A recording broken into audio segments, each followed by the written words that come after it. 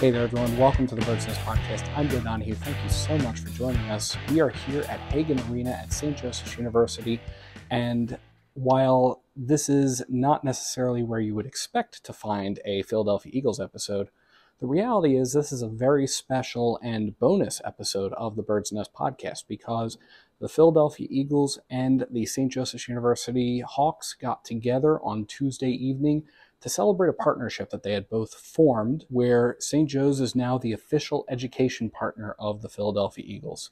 So this was the Eagles partnership celebration game, and this was a rare sight as an alumnus of St. Joseph's University and myself to see the student section covered in Kelly green, which you don't normally see at a St. Joe's basketball game. The entire student section, for the most part, is decked out in crimson and gray.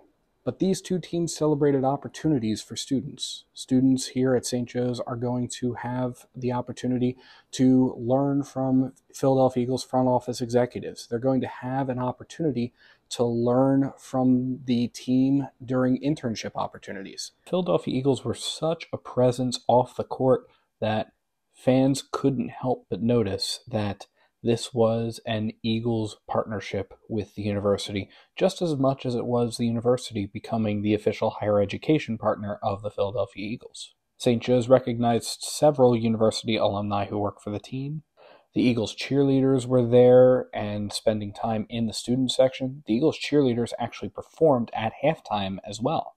Additionally, the Eagles mascot Swoop was there and hamming it up in the student section. Even Brandon Graham made an appearance. He delivered the game ball to the officials prior to the start of the game.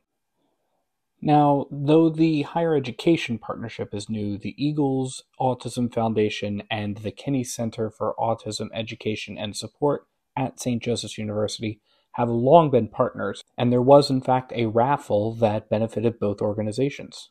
Now, the game itself, if you were a St. Joe's Hawks fan, wasn't all that great. The Hawks were taking on the Dayton Flyers. It's an A-10 conference rival for them. They're in the middle of conference play. They had just beaten LaSalle University over the weekend. Unfortunately, the Hawks came out and played in a game that was very, very similar to the team that they now partnered with. It was almost a microcosm of the entire season for the Philadelphia Eagles. The St. Joe's Hawks started off strong. They were at times up by double digits during the first half, but they kind of got on a little bit of a slide as they were going into halftime and came out in the second half and allowed the Dayton Flyers to score 15 unanswered points. Dayton would wind up defeating St. Joe's 94-79 at the end of the game.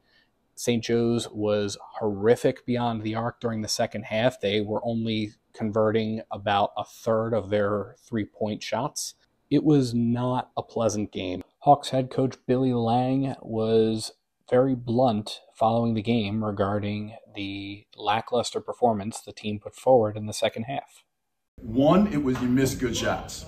Then you stop moving the ball and everybody wants to try to make the next play. That we have to grow up there. We have to be better. I think it's misplaced competitiveness. You know, it's I'm trying to do something that I want to do because I want to win, but it's a we thing, you know, and it's not selfish. So I want to make sure that I'm very clear about that. These guys are very unselfish. We play unselfishly.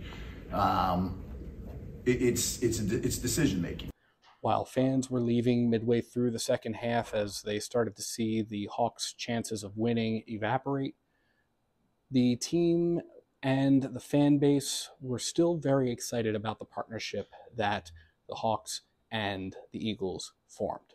I already know that there's internships coming out, that students from St. Joe's will get first priority for these internships over at the Eagles complex, like NovaCare and the stadium. I think it's a great partnership, a great, a great way to merge and have more St. Joe's kids know about the Eagles and vice versa from the Eagles to St. Joe's, attract more people to it. And yeah, and have the culture of Philly within St. Joe's and even the Philadelphia Eagles. And they had high hopes for the Eagles as they were moving into the offseason. Focus on getting some new offensive coordinators, maybe defensive coordinators, definitely. I think we could turn it around for next year. I mean, I think they're great pickups. Like change of vibes in the locker room and the team, and like just like I said, we gotta look forward, be prepared for the next season. We're gonna be in Brazil for the first game. It was announced this week, so it's gonna be we have to be ready. So all in all, this was a great night for two organizations to come together and celebrate their newfound partnership. Fans benefited from both. St. Joe's students are going to benefit from both, and that's going to be a huge boon to their education. And even though the game wasn't all that great and ended in heartbreak for the Hawks, there's a lot to celebrate here on Hawk Hill. But as always, let me know what you think in the comments below. This was Bird's Nest Media's first ever credentialed event, so I appreciate your support. This would not have happened without you. And thank you so much to everybody for tuning in to the Bird's Nest Podcast. You can support the Bird's Nest Podcast by liking and subscribing to Bird's Nest Media right here on YouTube and by sharing to your social media pages. You can also find us on SoundCloud, iTunes, Google Play Music, Amazon Podcasts, and Spotify, as well as the Odyssey app. And if you would like to support us in a different way, you can find the link to our Patreon either in the description below or at birdsnestmedia.com, where you can also find written coverage of the Philadelphia Eagles and all things that relate to them. Thank you so much for tuning in, and let's go Eagles.